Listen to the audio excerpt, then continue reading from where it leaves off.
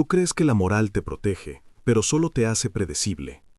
Mientras obedeces, otros administran el castigo, el acceso sexual, el capital y el estatus sin pedir permiso. La estructura moral heredada no surgió para protegerte. Surgió para estabilizar poblaciones funcionales bajo escasez, competencia y vigilancia. La obediencia temprana no fue un error, fue una intervención de diseño. Se te enseñó a confundir conformidad con valor y sacrificio con dignidad. El sistema necesitaba cuerpos disciplinados, no operadores soberanos. La moral no precede al poder, el poder precede a la moral. La secuencia importa. Cuando inviertes ese orden, produces indefensión estructural. El hombre que internaliza normas antes de adquirir palanca se vuelve dependiente del juicio externo. Esa dependencia no es emocional, es operativa. Reduce margen de maniobra, limita opciones y expone a extracción continua. La seguridad psicológica fue instalada como amortiguador. Reduce fricción interna, pero también reduce agresividad estratégica. El individuo moralmente alineado acepta pérdidas como precio de pertenencia. El sistema lo recompensa con aprobación simbólica y lo penaliza con invisibilidad material. No es castigo, es selección. Desde la infancia, el condicionamiento refuerza un circuito. Obedecer genera alivio inmediato. Desobedecer activa sanción. Con el tiempo, el alivio se confunde con virtud. La sanción se confunde con culpa. El resultado es un operador que optimiza para evitar castigo, no para maximizar control. Ese operador es estable, productivo, irreemplazable. La competencia real no se rige por intenciones, se rige por resultados. El discurso moral funciona como filtro de acceso. Define quién puede exigir, quién debe pedir y quién espera. El hombre entrenado para pedir se vuelve visible solo cuando cumple. El que exige se vuelve visible por defecto. La diferencia no es carácter, es posición dentro de una jerarquía de incentivos. La sexualidad no es romántica, es un mecanismo de selección. El sistema moral suaviza esta realidad para reducir conflicto. A cambio, produce hombres que confunden decencia con atractivo y sacrificio con acceso. El resultado observable es escasez inducida. La escasez no es azar, es herramienta de control conductual. El estatus que se te prometió es señalización, no palanca. Títulos, reputación, corrección pública. Señales diseñadas para coordinar comportamiento, no para transferir poder. Cuando dependes de señales, tu conducta se vuelve legible. La legibilidad facilita supervisión. La supervisión facilita extracción. La pobreza no es solo económica, es una relación. La invisibilidad no es mala suerte, es un efecto. La obediencia sostenida sin apalancamiento produce trayectorias planas. El sistema necesita trayectorias planas para sostener cúspides estrechas. No hay conspiración, hay eficiencia. La contradicción central se mantiene por repetición. Se te exige responsabilidad individual, mientras se te niega control estructural. Se te pide paciencia, mientras otros administran el tiempo. Se te promete recompensa futura, mientras el acceso presente se asigna por utilidad inmediata. La moral amortigua la fricción para que el flujo continúe. Cuando fallas, el marco moral te devuelve la culpa, no para corregir el sistema, sino para estabilizarlo. La culpa es una herramienta de autorregulación. Reduce la probabilidad de confrontación, aumenta la probabilidad de conformidad. El costo es medible. Pérdida de iniciativa, retraso decisional, dependencia de validación. Aquí no hay villanos, hay mecanismos. No hay salvación, hay alineación o desalineación. El hombre desalineado sufre consecuencias previsibles.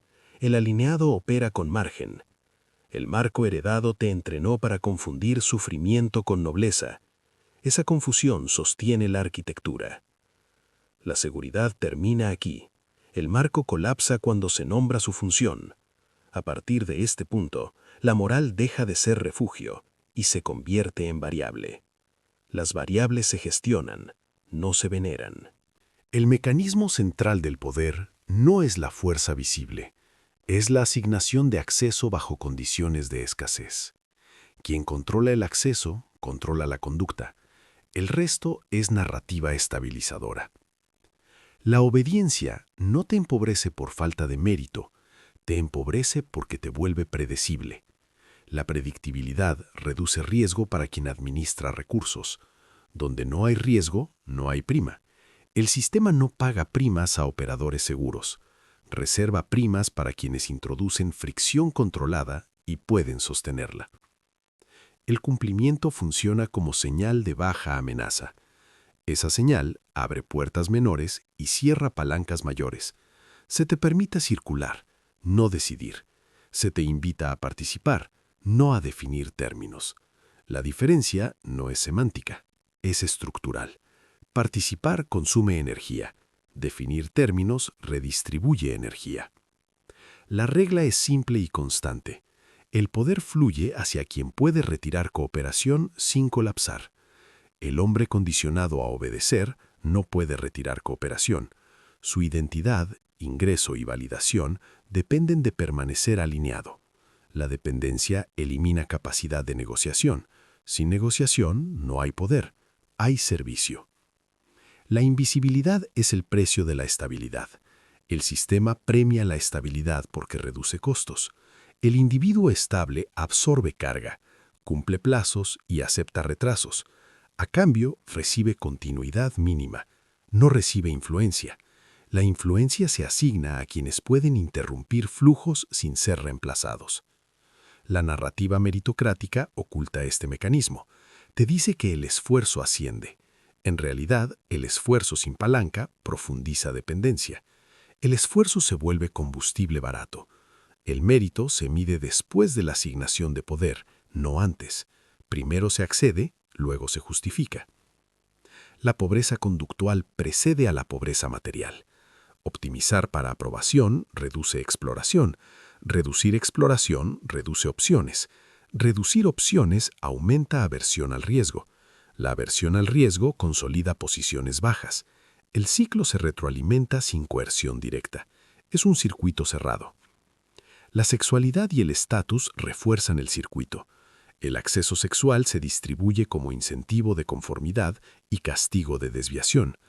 El estatus simbólico compensa la falta de control real. El hombre obedece porque teme perder señales. Las señales no otorgan palanca, solo coordinan expectativas. El lenguaje moral mantiene la maquinaria. Llama responsabilidad a la aceptación de términos desfavorables. Llama paciencia a la espera forzada.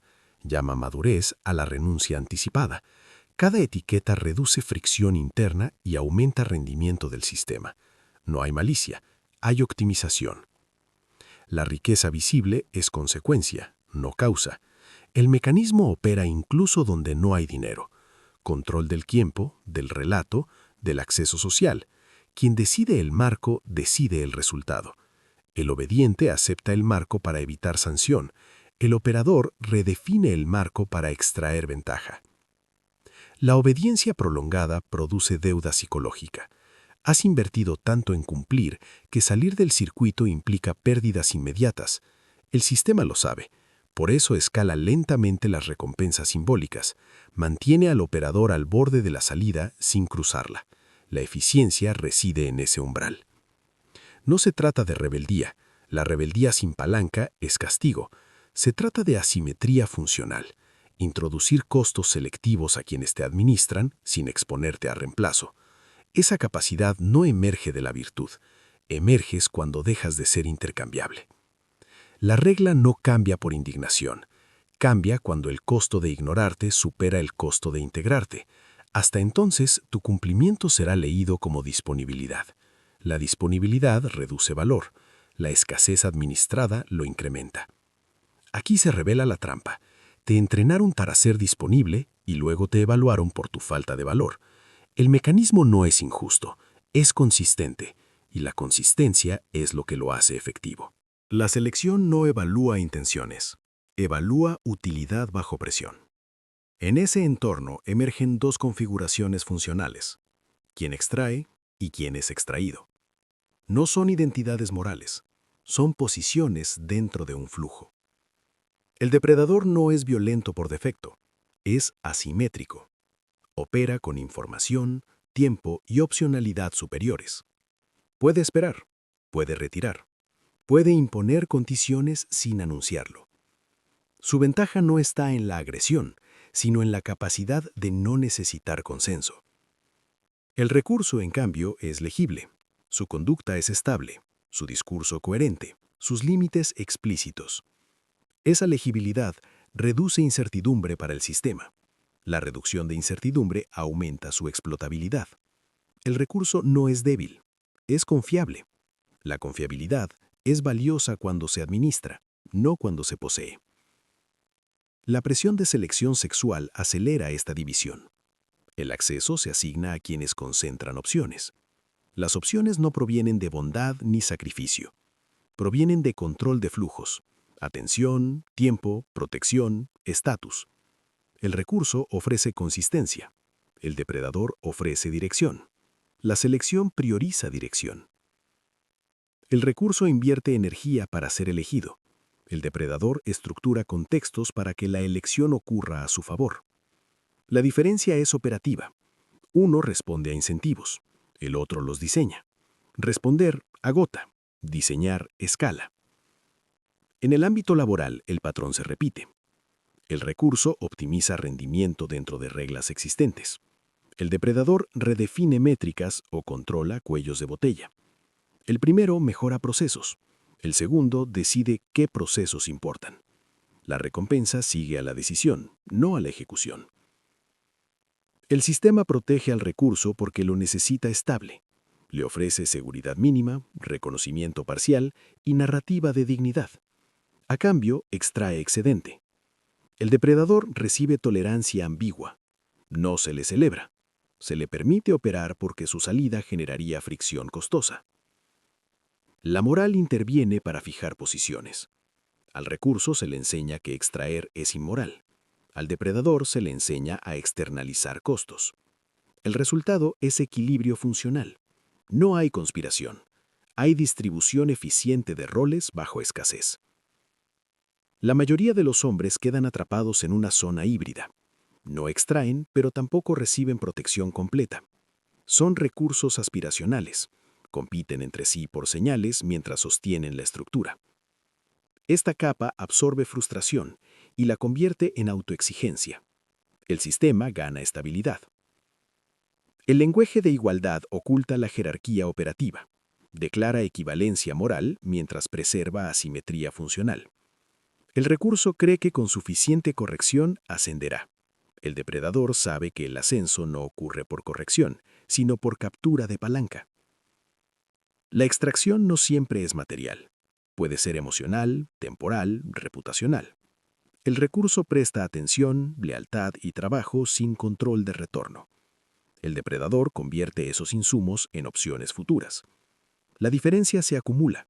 La acumulación redefine la relación. No hay transición gradual entre posiciones. La selección penaliza ambigüedad. Quien intenta extraer sin palanca es castigado. Quien ofrece valor sin límites es drenado. La estabilidad exige coherencia funcional. El sistema empuja a cada operador hacia una forma definida. El sufrimiento aparece como consecuencia, no como falla. El recurso sufre cuando su inversión no retorna. El depredador sufre cuando su margen se reduce. Ambos efectos informan ajustes. El sistema no consuela, ajusta. Aquí se rompe la fantasía de mérito neutral. La división no responde a justicia ni a esfuerzo. Responde a capacidad de imponer costos y administrar escasez. El resto son narrativas de contención. La reprogramación no es introspectiva, es conductual. No modifica creencias para aliviar tensión, modifica patrones para sobrevivir bajo presión. La ética no interviene porque no opera en entornos de escasez. La función, sí. El primer desplazamiento es retirar disponibilidad. La disponibilidad automática es un residuo del condicionamiento. Responder rápido, explicar de más, justificar decisiones. Cada gesto reduce fricción ajena a costa de tu margen. El sistema interpreta margen reducido como permiso de extracción.